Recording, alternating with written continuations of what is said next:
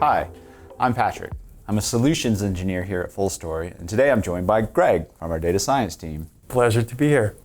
Today, Greg and I are going to discuss an open source project that he created that demonstrates how FullStory data can be paired with pathing analysis to create visualizations of how users travel through websites or through mobile apps. But before I begin, I want to make sure that everyone understands what FullStory is. FullStory is an analytics platform that records user experiences in websites and in mobile apps, and then it aggregates all of this data up so that it can be further analyzed to create analytics reports and also to make individual session replays searchable.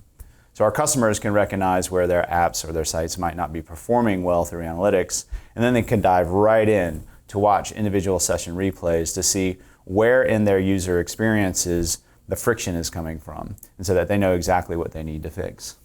We also have a product called Data Export that allows our customers to export the raw event data out of FullStory and then land that into their data analytics platform of choice. So that might be a data warehouse like Redshift or BigQuery or their file system. I should also add that FullStory provides robust privacy controls so that our customers can ensure that their users' data is protected. So Greg, first, tell us where you got your data from. Well, a lot of our customers are e-commerce companies, and those are the ones who are particularly interested in the pathing analysis. They want to see what sort of journeys their users take through their websites. So in order to simulate some of that data, we've put together a fake e-commerce site called Utils.com. It pretends to sell watches and clocks and other timepieces, and even though you can't actually buy anything there, it generates some very neat pathing data for us. So for those in the audience who would like to go to a fake e-com site and not purchase anything, you can go to Utils.com. Just know that your data will be used for research purposes.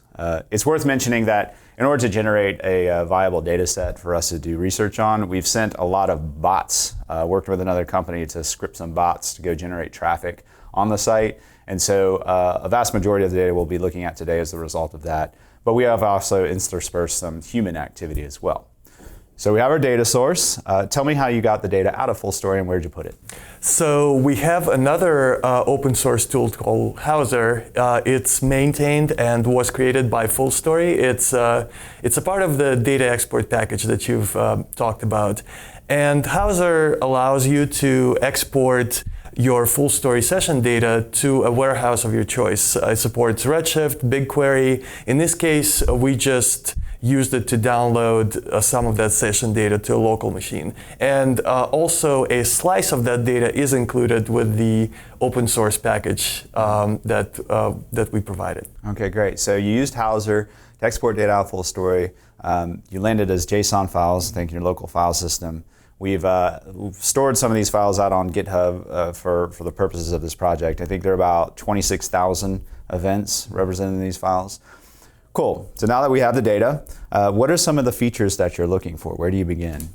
So an e-commerce customer would typically be interested in, like you mentioned, the paths or journeys that their users take through their websites, and that would be well represented by something called a funnel.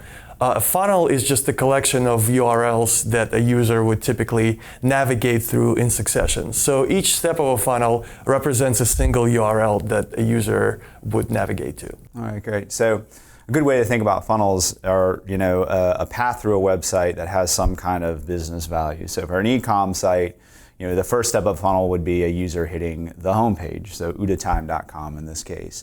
And the second step of a funnel might be someone viewing a product detail page, so like the red watch.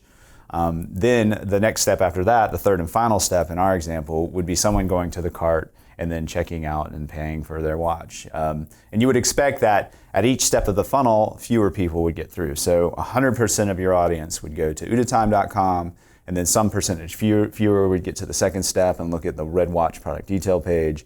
And then even fewer still would actually go through the transaction and get to cart. And then when you stack these three steps on top of each other, it actually assumes the shape of a funnel. Cool. So now we know what funnels are and we know where the data is. Let's look at the Jupyter notebook that you put together. Sounds good. So this is the pathing demo notebook that Greg built. And we're just going to step through the blocks one at a time and discuss what's going on here. First block, I noticed that you're loading in some very common libraries that are used by data analysts when they're writing Python to understand data. You've got matplotlib, numpy, pandas. You spend a lot of time with those as we go through this notebook. I noticed as well, though, that you're importing a lot of modules in the Pathing Utils package. So what are some of the things that you provided through these modules? Sure. So the Pathing Utils package is sort of the all-encompassing package for this project. And each module there represents a different set of capabilities, different things that you can do with the funnel and path analysis that you'd like to perform. You can look at some of the most popular URLs there. You can get statistics for a single funnel. You can plot a Sankey diagram. You can get session links for a funnel of interest, look at some timing analysis, and so on. Wow, that's awesome. You've got a lot going on here. The next block, it looks like you're just pointing to where the JSON files exist. In this case, it's the sample data directory in this project. Let's load those JSON files into memory. We've got our handful of files there, and again, this represents about 26,000 events, discrete events. If we're going to look at those, or at least 15 of them, we'll see some patterns here. First, I want to cover up on some of the fields that are inherent to data export. So this would be like the data export schema. All of these column names that start with a capital letter come out of the data export tool. You'll notice that we have a handful of IDs here. We're going to circle back on that in a second. There's an event start column. This is actually the timestamp at which the event occurred. And then an event type column where there's a representation of several different event types that we record. And then some data about the page itself, page performance, and then the URL on which the event occurred. For anyone who wants to dive deep into what these fields are and what they do, you can go to the API reference that links through the notebook and then scroll down to this data dictionary. And then there's a description of each field, what its type is. The event type field in particular has a lot of detail about the events that we record. And some of these events are actually enrichment. We'll talk about that more in a minute. But to get really familiar with data export, it'd be a good idea to spend a lot of time on this page. All right. That looks like you've introduced some other fields here. I noticed that this looks like a multi-index data frame. So you've got some records that are rolling up under another ID, the SID. What is that? How did you create that? Sure. So as you can see here, every row of the data frame represents a single event. And each of those has a column, several columns associated with it. Some of those are session ID and user ID, just sort of a set of unique identifiers for each event. A user, for instance, might have different sessions associated with them. So what we do here is we aggregate a session ID and a user ID for each event into a single master index, and this is what our SID value represents. Got it. So if I look at the code here, you've got this pre-proc events method. Within that, you're creating a compound key of session ID and user ID, and then rolling up all of the discrete events underneath. You're grouping them by that compound key. And those are the events that a particular user generated as they were going through their session. Exactly. Cool. And since we're only concerned with analyzing funnels at the moment, we want to strip out any events that aren't navigation. So you've included a remove non-navigation method. If I run that, we will see now that the only event type that is in this data frame is the navigate event type. It also happens that we get a few more groups of sessions since we've limited the amount of data we're working with. Cool. All right, so let's look at what this, let's get an idea of how we can start to use this data. So you've created your first visualization here, plotting a diagram of top most visited URLs. How would I use this if I'm interested in exploring and discovering particular funnels and user journeys? So sure, if you're, for instance, a product manager for utertime.com and you're looking for a good place to start diving into your data, this would probably be it. The first thing you might be interested in is figuring out what are the actual URLs on your website that your users are visiting. So this histogram right here gives you that information. It ranks the most frequently visited URLs on your site. As you would expect, the homepage is the most frequent one. This would probably be the case for most websites. So from here on, you can sort of pick some of the interesting URLs and then proceed to the next step and create some interesting funnels with those. All right, that's great. Let's do that. I noticed that you picked out one of these URLs, the cart path. And if I run this code block, I see a collection of URL triplicates, I guess. What am I looking at here? Sure. So one of the things that our customers often ask us is, what makes a good funnel and how do I create a good funnel? So this code block here helps you do that. Let's go back to our product manager example. We chose a cart URL here because this is pretty important. This is where your customers actually buy your products and pay for them. So you might want to take a look at where do the users who visit the cart come from and where do they go? So this code block helps you find those funnels of interest. What's happening inside is that we take the original data frame and then we filter it to only include the sessions which contain the cart URL, and then we look at all the possible funnels that include that. We aggregate them all together, and this is the list that you're seeing here. Got it. So basically, you look at all the permutations that can exist with that cart URL that are 3 levels deep. So in that case, the cart could come at the top of the funnel, or it could be the second step or the third step. And then you do a further analysis to figure out, given these different permutations, which are the ones that happen the most often, and then you stack rank them. So just to see this example in action, the most popular funnel using the cart URL was a journey where a user went to the men's collection, then they went to the red watch product from the men's collection, and then they went to the cart page from the red watch.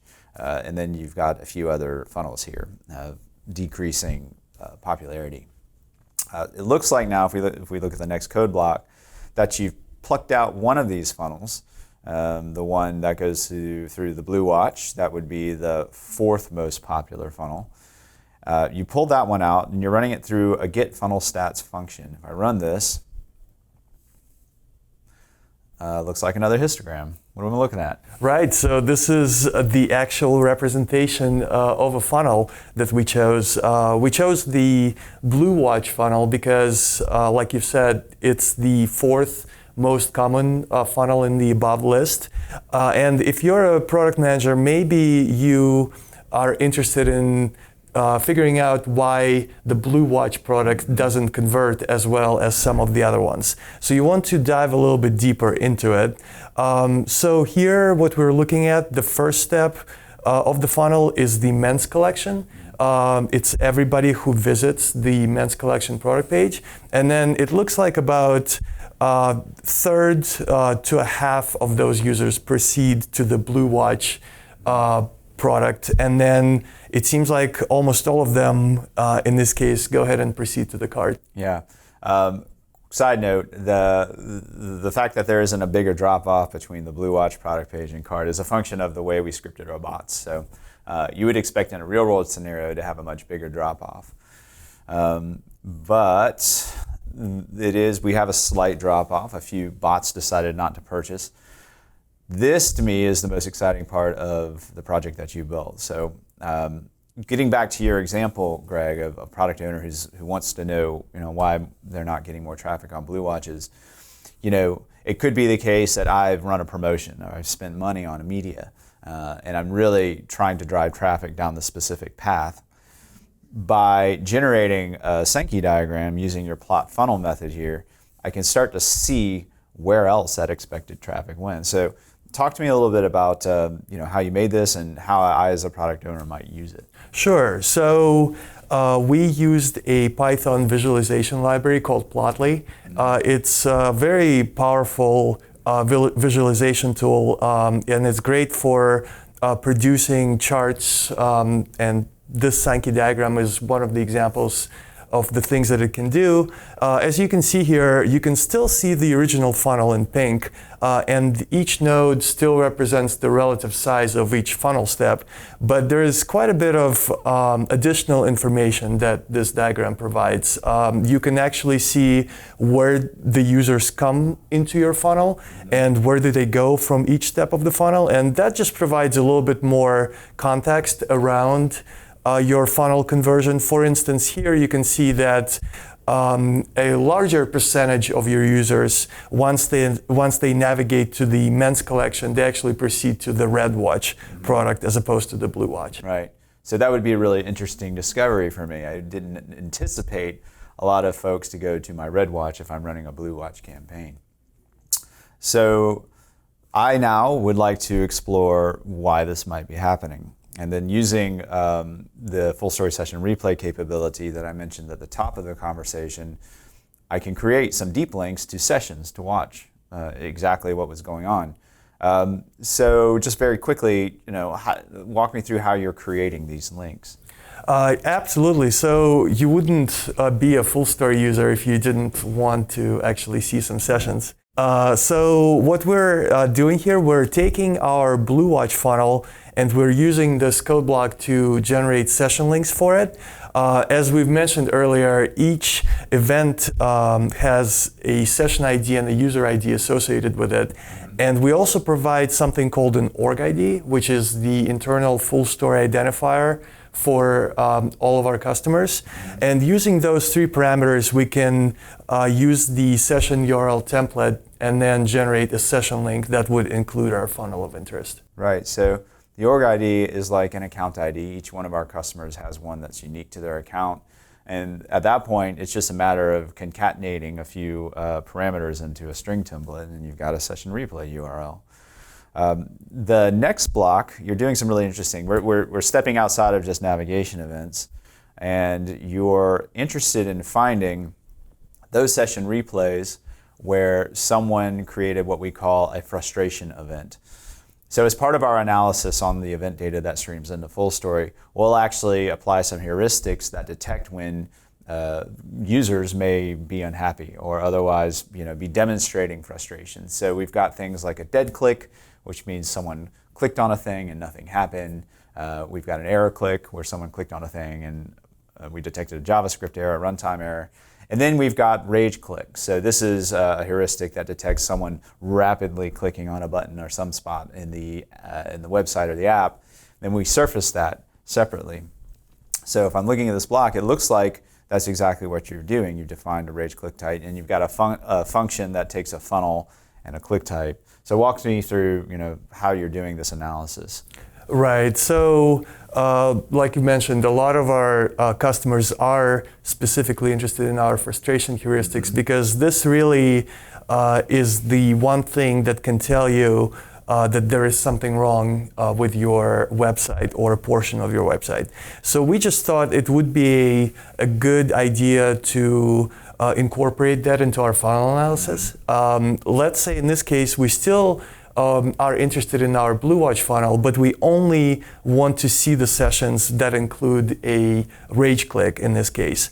So what's happening underneath the hood is we're filtering the original full data frame, the one that includes all of the events, and to only include the sessions which contain a rage click.